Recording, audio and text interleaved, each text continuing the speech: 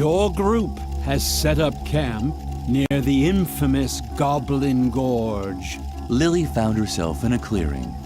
The campfire was crackling, and the wind whipped through her clothes. You can hear the war drums of the goblins in the distance. This is your last rest before the great battle. Lily did in fact hear drums.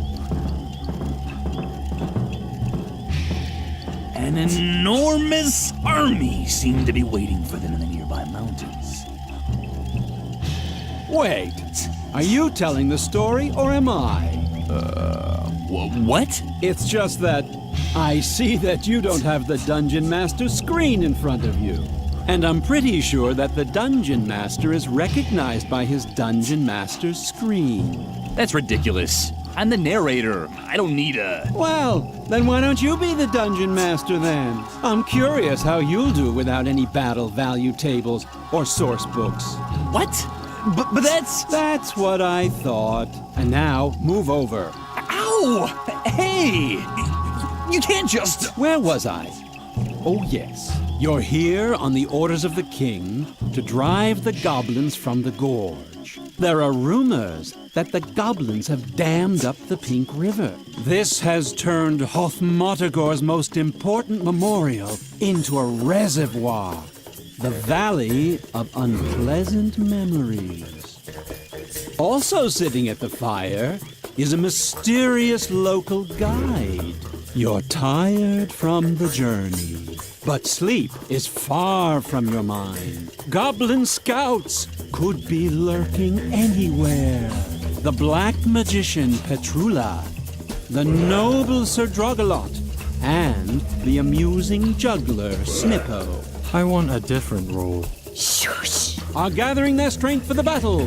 Only the Amazonian barbarian warrioress Lilligrim. Huh? That's you! Only the Amazonian barbarian warrior Lilligrim is restless. It's your move, Lilligrim. What will you do?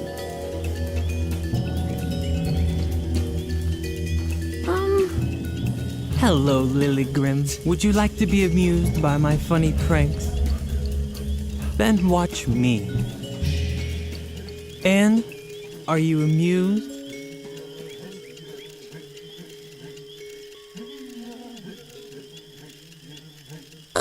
Yes. It doesn't just look like it. I am actually juggling only one ball. And I know how ridiculous that must seem. My character sheet said that I, the comical Snippo, have the marvelous ability to juggle 55 balls at once. But as much as I would have liked to imagine what such a thing would look like, the mysterious traveler thought I should just juggle one ball instead, because it's much more contemplative. And as long as my shame or boredom doesn't cause me to spontaneously combust, then I'll stick to that. If you have a better suggestion... You think I should try it without any balls? Bravo! You found the only way to increase my boredom even more. On the other hand, if I juggle without a ball, I might be able to take a quick nap. No one seems to object to sleeping around here.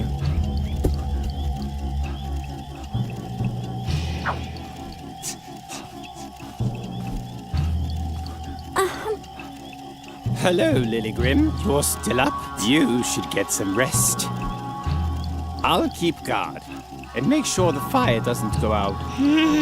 Don't look so grim. Your thirst for action is honorable, but the mysterious traveler is right. Strength lies in tranquility. Lilligrim felt like screaming at the brave Sir Drogalot. She hadn't traveled all the way to Goblin Gorge just to sleep, but something kept her from losing her temper. Fuming, she turned away from her companion. Her eyes fell on the quiet traveler who had listened to the entire conversation. Was that a smile she saw beneath the hood?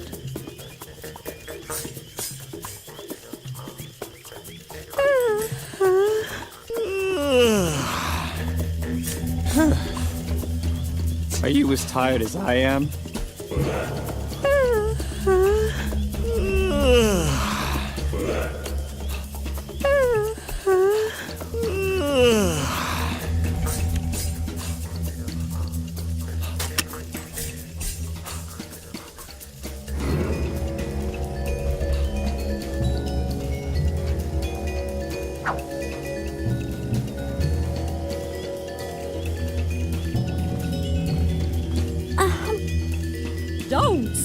startle me like that?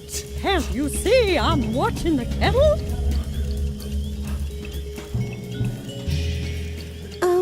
If you're wondering what I'm doing here, I'm brewing a diabolical magic potion, of course. Well, it's actually a calming tea. I really wanted to conjure some coffee demons, but they don't let you get any sleep. And we do need our strength for the battle. Now I have to watch the kettle before it starts to whistle. The traveler has such sensitive ears.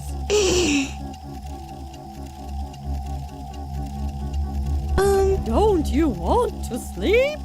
I wonder why. Because I'm really exhausted. Oh, if you're staying up anyway, do you think you could watch the kettle? Oh, great. Then I can finally get some sleep. As you know, we need our strength for the battle.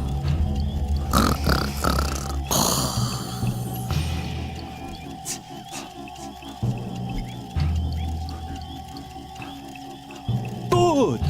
The ball was stuck, but the pressure in the cauldron still wasn't enough for something to happen.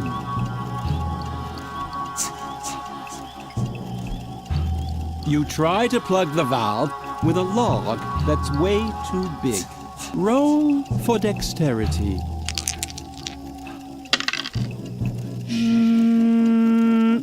No.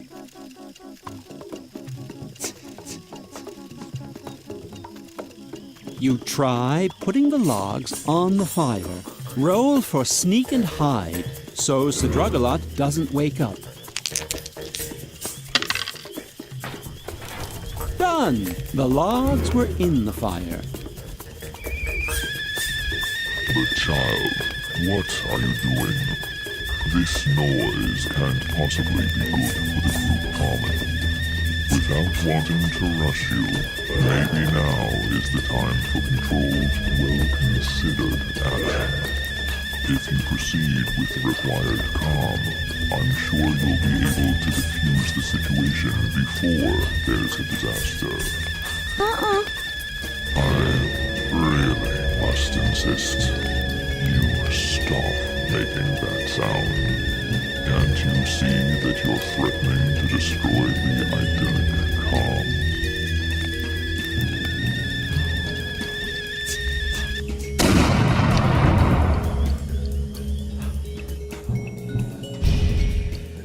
But that's to arms! They've declared war on us! Sound the horn!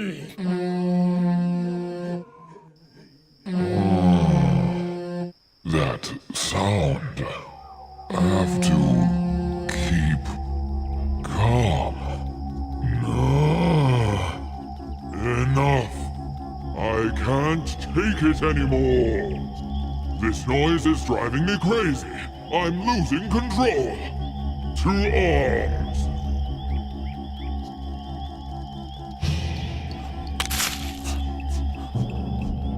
Finally, the fun part of the role-playing game began. The group stormed the battlefield with no restraint. They were led by Lilligren, who furiously swung her berserker sword in circles. And as the dice rolled in the institution, so did the heads of goblins and Hawk Modagor. It seems it is a good idea to occasionally vent your rage.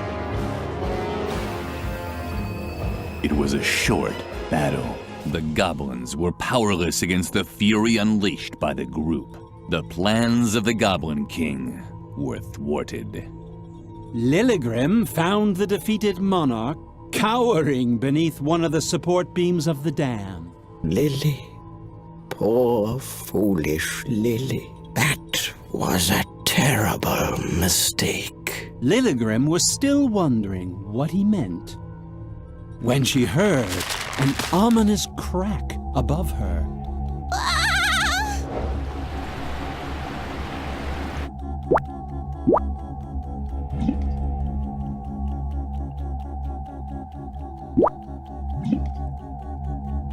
When the pink floods had subsided, our heroes were faced with an incredible sight. The Valley of Unpleasant Memories.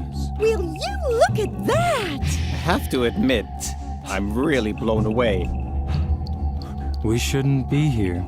Ha! You've always been quite the comedian, Snippo. No, I mean it. This valley is cursed. I heard that. Wait a second. Lily? What's wrong with her?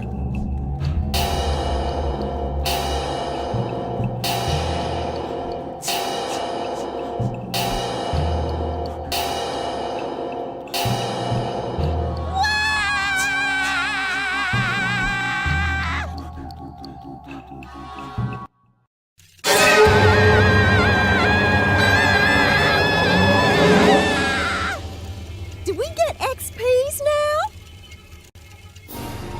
Lily had seen the truth. I'm sure you can imagine how she felt at that moment. You can't? Oh well. Who knows what really goes on in the mind of a little girl?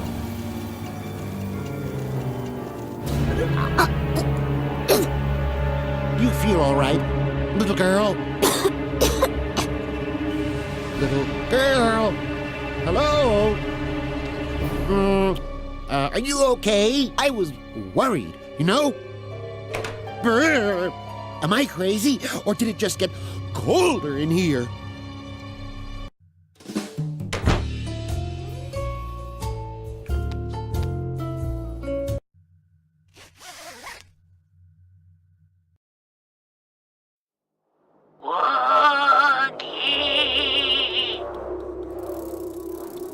Oogie.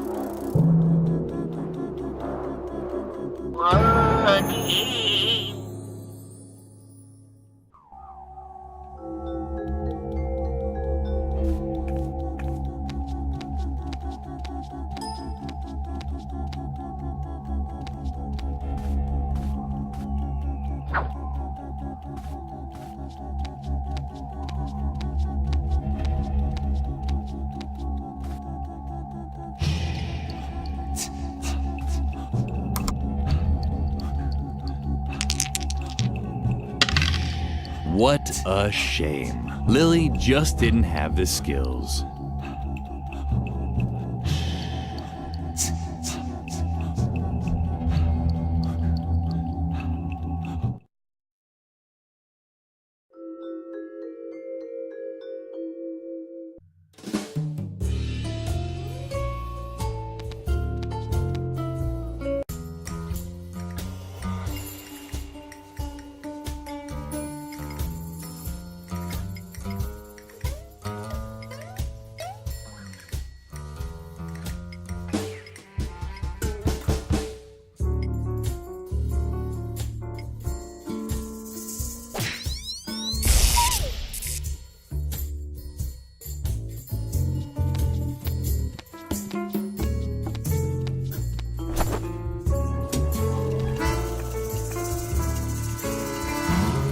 You?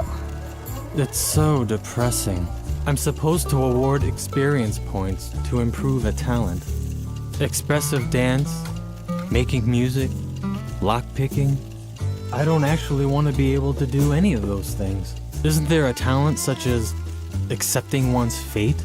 Or assigning experience points without experiencing an existential crisis? Peter's dithering made Lily furious. Couldn't the notorious whiner make even the most basic decisions?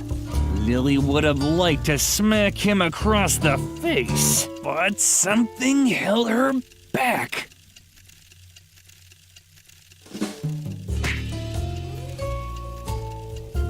Oh! You're right. I'll just increase pick locks, and that's it. There. Why don't you just hold on to the character sheet? I don't want anything to do with it anymore.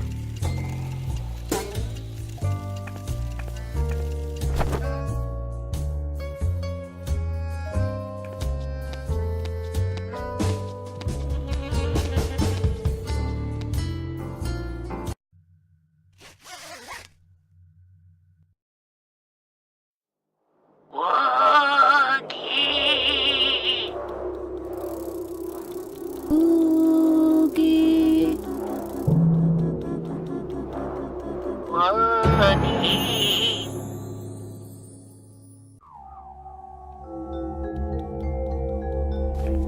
It sounded crazy, but she now actually had the skill to pick locks.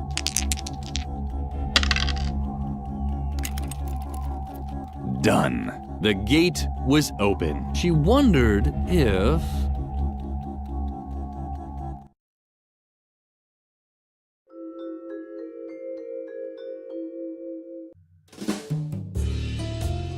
It was true. She'd opened the real gate during her trance. The path to the asylum's tower was now free. Somewhere in the dark uncertainty, there she would find her friend. Without really thinking about it, Lily took the stuffed rabbit with her. If she was going to enter Dr. Marcel's realm, she didn't want to do it alone, like she usually did.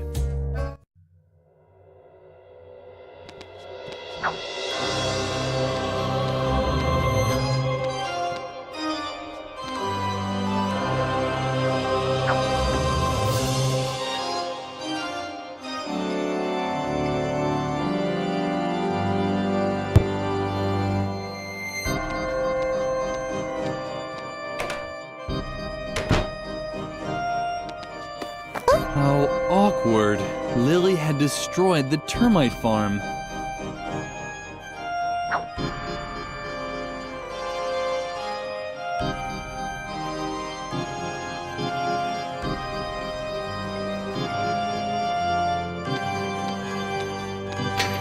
On top of the clothes rack, the bowling ball looked like a skull, but something was missing.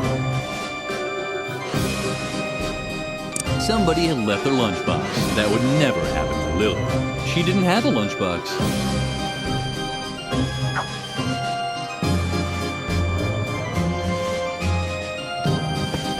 Lily shuddered. Suddenly, there was a ghost in the storeroom. What's that? A ghost? Hey, listen here. If anybody's gonna do any haunting here, it's me. Beat it. If you see Alfred, tell him to haunt round this way sometime. I never got to say goodbye to him.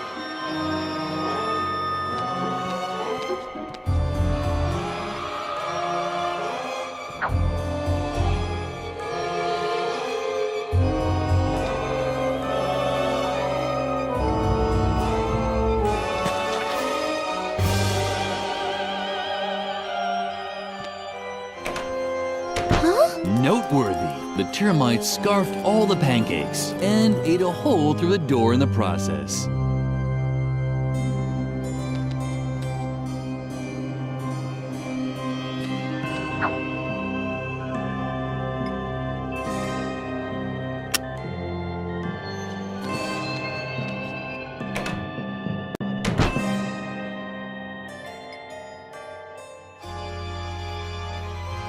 What's that? A ghost? Hey, listen here. If anyone's gonna be haunting around here, then... Alfred? Alfred, it's really you. I can't believe it. Oh, Alfred, I never got to say goodbye. And I have so much I still want to tell you. Where to begin? Oh, yeah, I know. You lousy, dirty toad! Because of you, I've lived my whole life in a stinking sewer. Just you wait.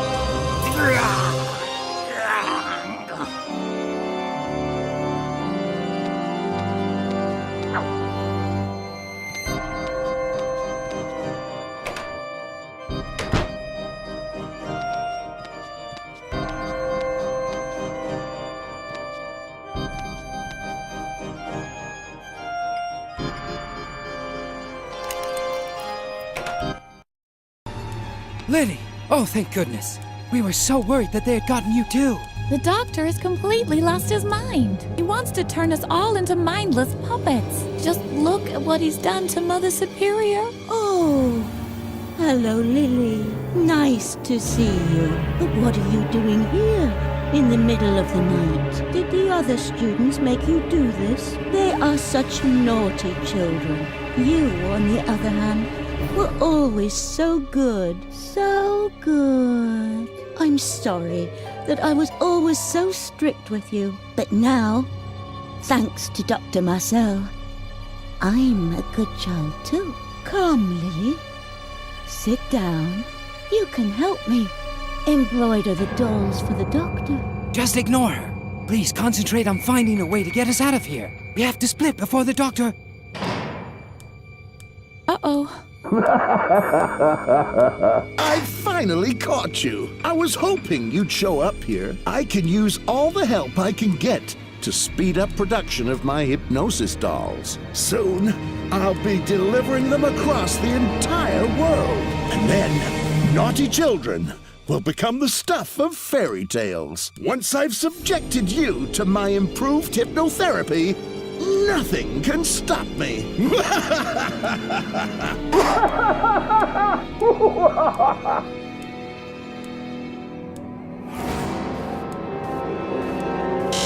You must not use sharp objects.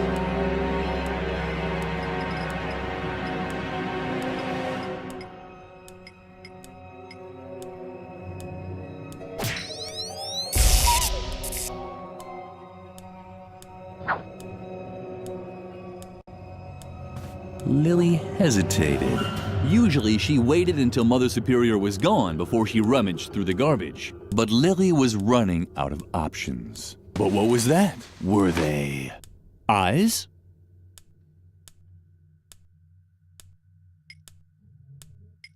Perfect. Lily now had a needle and thread. Lily had an idea. She knew she couldn't sew very well, but maybe it was good enough to give Harvey back his old eyes. She made her first stitch. Lily hesitated. She'd often been told that she wasn't very good with the needle and thread. But what did she have to lose? She was just going to have to chance it. What are you doing? Stop that. You're hurting me. You must not use sharp objects. You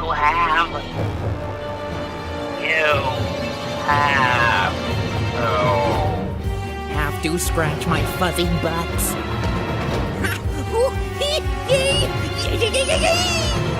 I'm back! I can hardly believe it. I'm my old self. Harvey? You have to get us free, Lily. I think Mother Superior has a knife to cut the threads. Unfortunately, she can't use it while she's hypnotized. Could Lily help Mother Superior overcome her mental blocks this way? Shaking, she pulled the string.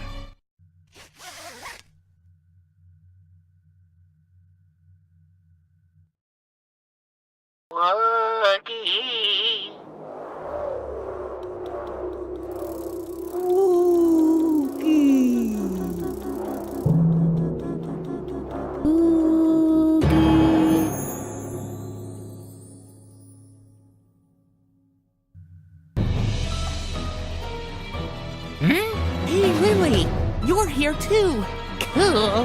What's that? Some kind of fight? Less talking, more fighting. You won! Yippee! No, it can't be, you damn rabbit.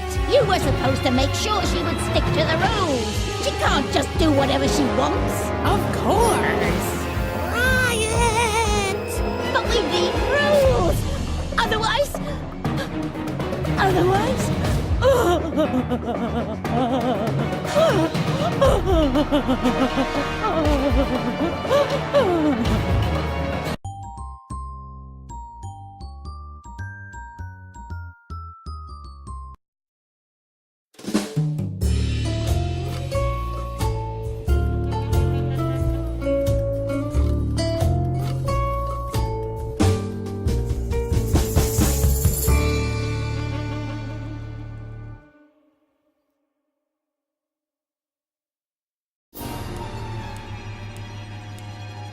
Mother Superior's behavioral blocks had been removed.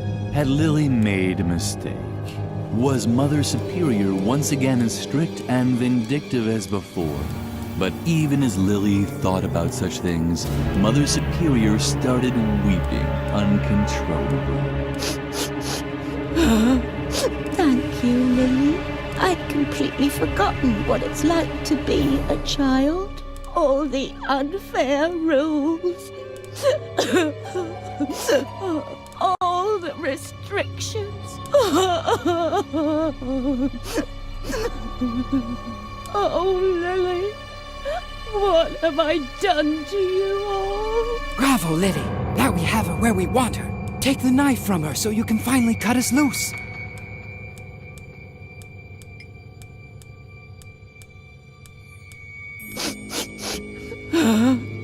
Oh, isn't that cute? Do you think I could hold it? But Lily, what are you up to? Do you really want to give me to Mother Superior? I mean, she could do with a bit of pizzazz in her life, from the looks of it. But I thought the two of us are friends. We could try so many things. Come on, let's light a few things on fire. Or talk with Edna. Or build something crazy out of different stuff. Or... Do you really want to give me to Mother Superior? Uh-huh.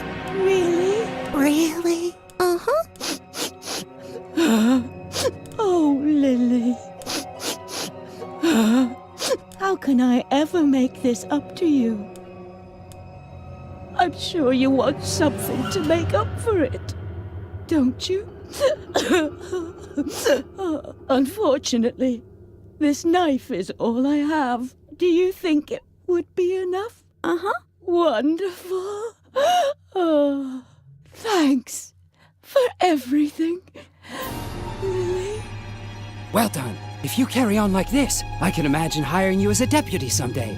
Or I could hire you as a cosmonaut's assistant, which is even cooler than a deputy. Whatever. Just please, cut us loose, fast. Then we'll figure it out. I've already come up with a plan. I'm sure you know the story of the girl who ran away from Dr. Marcel's asylum long ago? The same girl that pushed him down the stairs that same night? Well, I never told you this, but that girl was me. What a surprise. Yeah, and that's why I know my way around here so well. Behind the cushion over there is the famous ventilation shaft that I used for my escape back then. We'll be free in no time at all. We'll have to get past Dr. Marcel's office first, but, Lily? Is something wrong? Come on, Lily. Cut us loose. What's going on? You're not going to do something stupid, are you? Lily, where are you going? Lily! Lily!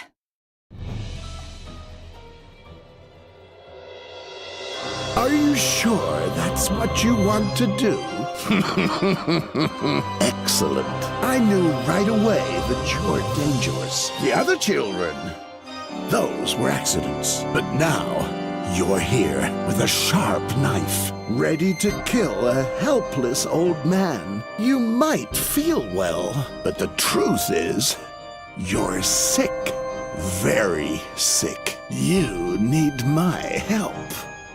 You don't believe me, do you? You think you're doing all this for Edna's sake. Oh, Lily, there's something you should know about your friend. She doesn't exist. There was a girl called Edna once. You probably once heard about her. But the girl that you know is nothing more than a figment of your imagination, an attempt to escape your friendless life at the convent. You think I'm lying, right? Because there's someone else who can also see Edna. Let me guess. A priest, perhaps? No, a policeman, right? The manifestation of a higher authority. When you thought that Edna was in danger, your subconscious invented him, too, to legitimize defying Mother Superior's rules and helping your friend. Just ask her yourself. They're here. They're a part of you, Lily. Oh, Lily, I'm sorry. The doctor's right, Lily. You're just imagining us. Now put the knife away. The game is over. Wonderful. Finally. You see the truth. All the reasons that brought you here in the middle of the night, armed with a knife. None of them were real. Now put the knife on the desk. I'll hypnotize you immediately. Only my therapy can heal you. Unfortunately, he's right, Lily. Don't do it. Put the knife away, Lily. Be a good girl and do what you're told. Lily was close to tears. She had only just learned not to always do what she's told, and now it was supposed to be all wrong? While the others were talking to her, another voice kept getting louder. A voice that told her, "Continue. Continue." Don't do it. Don't do it. Don't do it. Put the knife away. Do what you're told.